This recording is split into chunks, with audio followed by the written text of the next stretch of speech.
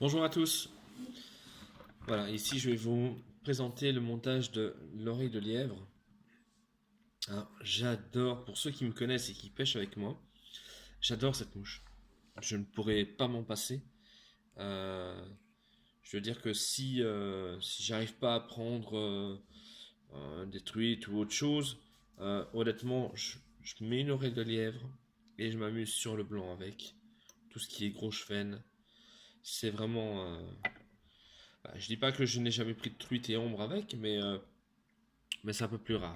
Par contre, pour le blanc, c'est vraiment impeccable. Alors pour ça, donc j'aurais besoin donc de lièvre ici, voilà. Donc ici, moi, ce que j'ai fait, c'est que j'avais déjà découpé des petites bandelettes au cutter de façon à avoir uniquement les largeurs que j'avais besoin. Donc j'aurais besoin de ça. J'aurais besoin aussi l'intérieur d'une oreille de lièvre pour prendre uniquement, donc si on regarde bien, donc l'oreille, ici cet intérieur-là, je vais uniquement me servir de cette partie-ci pour former mes cercles. Et après, il me faudra aussi du dumping. Alors, je vais déjà commencer par prendre. Hop.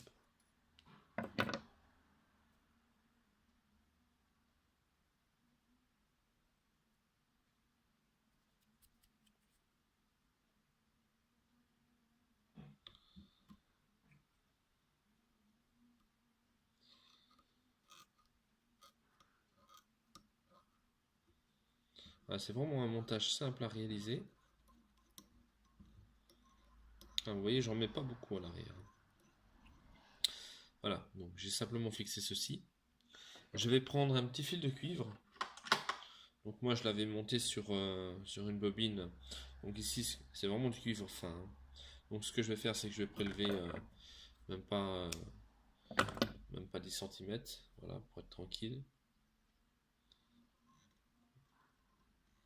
Et je vais revenir en arrière pour me remettre en position pour mon dumping. Alors pour le dumping, donc soit vous prenez du clair ou du foncé. Personnellement, moi, je prends du clair.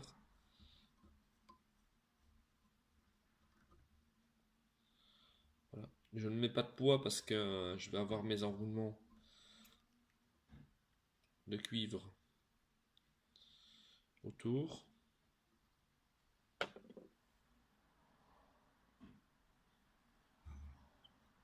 Après, vous pouvez en mettre, hein. Mais personnellement, je n'ai pas vu de différence au niveau du maintien en condition de pêche. Avec ou sans poids, tant que j'ai mon fil de cuivre, c'est le principal.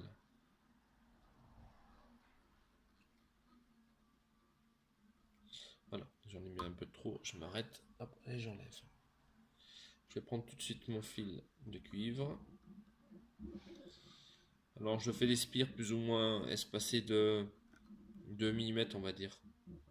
Histoire d'être sûr de prendre bien tout.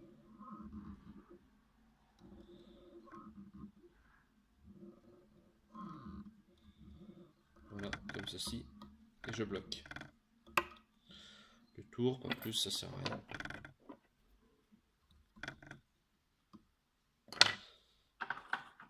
Alors je vais me débarrasser déjà un petit peu de ce qui ne tient pas. Voilà.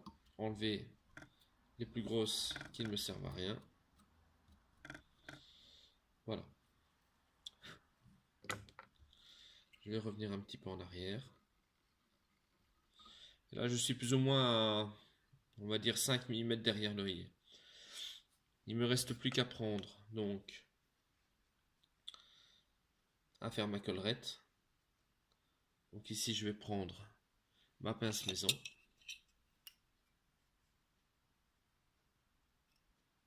Alors surtout, on ne prend pas la bourre que l'on voit là, ici en dessous.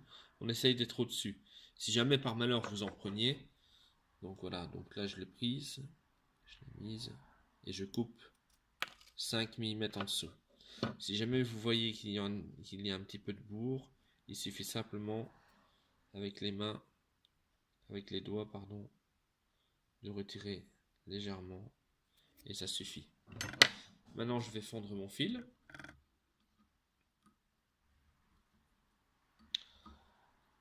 Donc, essayez d'éviter de l'empêcher de tourner. En général, il tourne bien souvent. Vous regardez dans quel sens il tourne et vous le tournez vous-même dans votre main tout en faisant le plat. Et là, vous allez voir votre plat apparaître tout en tournant. Et quand votre plat est apparu, donc là, je vais le faire face à vous pour que vous voyez. Là, comme ceci. J'ai passé et je vais tirer. Si jamais je sens une résistance, je ne pousse pas. J'essaye de tourner mon porte-bobine, voilà, de façon à pouvoir dévriller mon fil. Je vais prendre après donc mon poil. Hop, je vais le lâcher. Il est très important quand on est à cette opération de vérifier que toutes les fibres ici soient en position perpendiculaire à mon fil de montage, de façon à ce que quand je vais vriller, que chaque fil se déploie uniformément et perpendiculairement sur le fil de montage.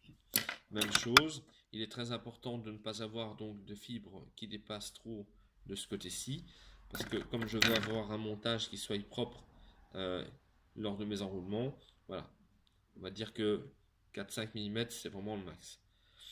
Donc là, ce que je vais faire, c'est que je vais prendre entre mes doigts et vriller d'un coup. Une fois, deux fois, trois fois. Et faire tourner mon porte-bobine tout en maintenant ici mon fil de montage. J'arrête, je reprends à la base mon porte-bobine et je fais remonter la partie que je viens de vriller.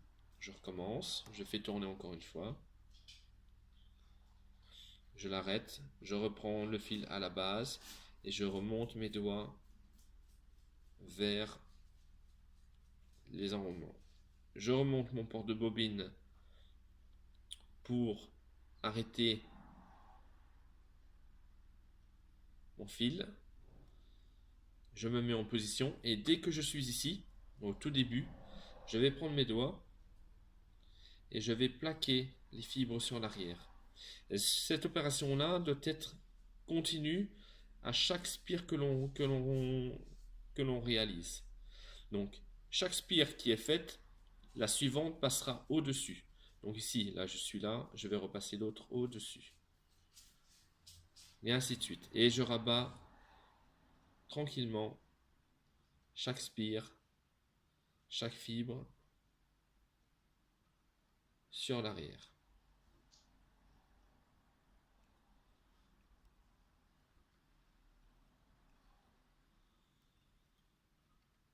Alors, si vous voyez que vous arrivez trop près de l'œillet avec trop de matière, n'hésitez pas, vous en enlevez. Hein.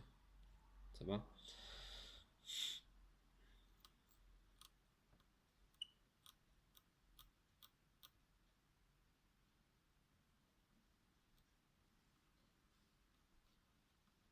C'est pas un montage compliqué. Alors ici, soit donc le Weak Finish ou alors vous faites des demi-clés. Ici, là, je vais prendre le Weak Finish parce que j'ai ma tête qui est bien dégagée et qui me permettra de faire un nœud tranquille sans être dérangé.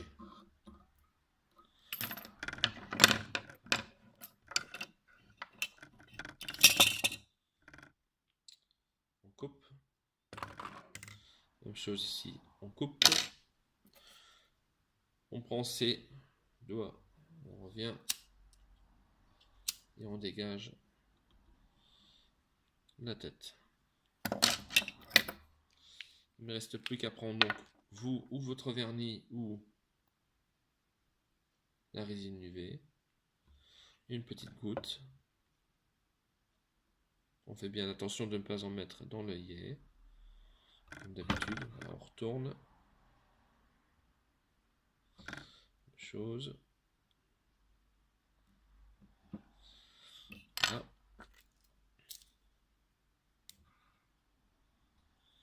Un petit coup d'UV.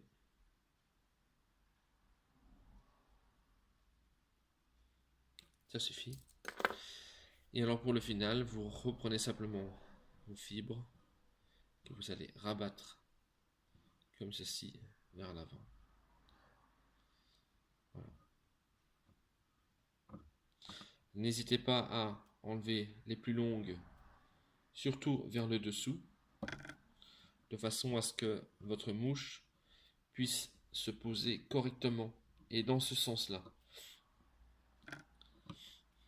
J'ai remarqué moi en situation de pêche que j'avais laissé toute la collerette, que la partie du dessous, j'avais parfois ma mouche qui se mettait soit de son côté ou soit même à l'envers. Ici, en enlevant quelques fibres juste en dessous, vraiment un petit peu, j'ai vraiment ma mouche qui vient se mettre dans cette position-ci. Voilà, c'est beaucoup mieux. Alors cette mouche, une fois que vous l'avez mise en condition de pêche, je vous conseille de faire malheureusement des faux lancers. Dans le sens où elle va flotter, donc les premiers lancers que vous allez faire, elle va flotter, mais au bout d'un moment, elle risque de couler si vous êtes pris dans un courant.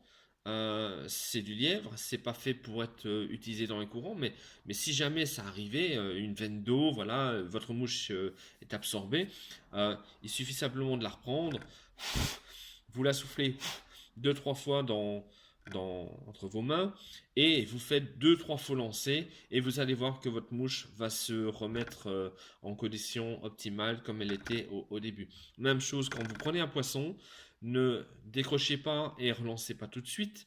Même chose, vous avez décroché, vous prenez votre oreille de lièvre, vous soufflez assez fort dessus, donc à rebrousse, voilà, comme ceci, de façon à remettre toutes les fibres, et c'est tout. 2-3 faux lancers et vous reposez. Voilà, ça c'est vraiment le conseil que je peux vous donner. Sinon, vous allez vraiment vous retrouver avec une mouche noyée. Voilà, et c'est pas ce que l'on veut. Voilà. Si je peux donner un dernier conseil, je l'ai utilisé aussi dans les courants comme mouche noyée. C'est-à-dire que je pêche donc de l'amont vers l'aval. Voilà. Et si j'ai une zone de courant devant moi, donc je lance en 3/4 aval et canne haute. Et à ce moment-là, je fais un mending, je redépose et je tricote ma soie tout en ramenant ma canne sur le côté opposé où je l'ai lancé, mais doucement. Et il m'arrive bien souvent de prendre du poisson comme ça. Voilà, petite animation. Voilà. Mais son utilisation, c'est vraiment en sèche. Voilà, j'espère que cette vidéo vous aura plu et j'en ferai bien plein d'autres. Bon montage à tous!